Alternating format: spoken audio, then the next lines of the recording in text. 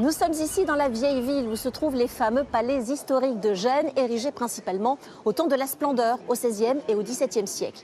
En 2004, la ville décide de débourser plus de 200 millions d'euros pour les restaurer, à la faveur de sa désignation comme capitale européenne de la culture. Un très beau chantier et un très bon investissement, puisque 2 ans plus tard, en 2006, 42 de ces palais sont classés au patrimoine mondial de l'UNESCO.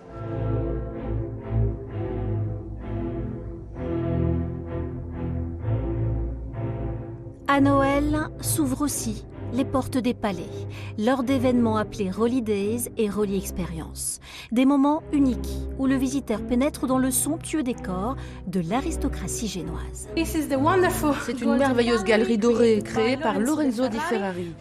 Il est l'homme orchestre de ce spectacle parce qu'il est le décorateur, l'architecte, le peintre et l'auteur des fresques.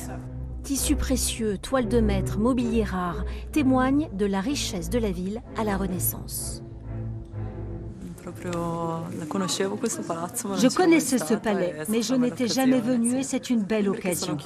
Il fallait que je trouve le moment pour venir. C'était difficile de trouver une journée d'ouverture du palace. Le palais Tobia Palacino accueille aujourd'hui la chambre de commerce. D'autres palais sont devenus des musées, comme le Palais Rosso, décoré des fresques des plus grands noms de l'école de Gênes.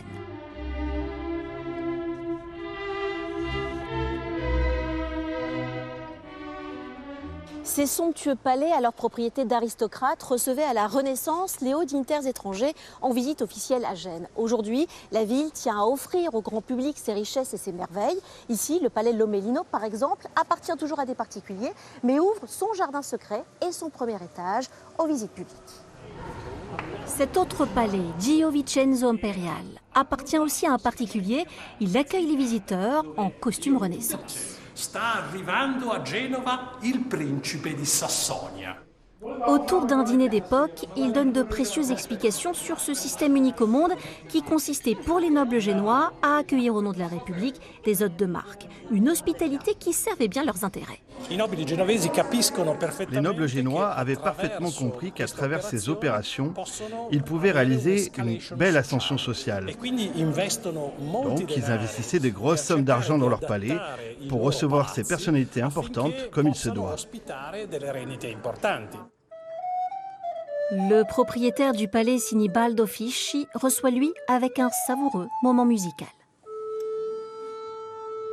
J'aime bien faire voir cet espace qui sont privés, mais en fait, ils ont dedans des choses vraiment publiques pour Gênes et pour l'histoire de la ville.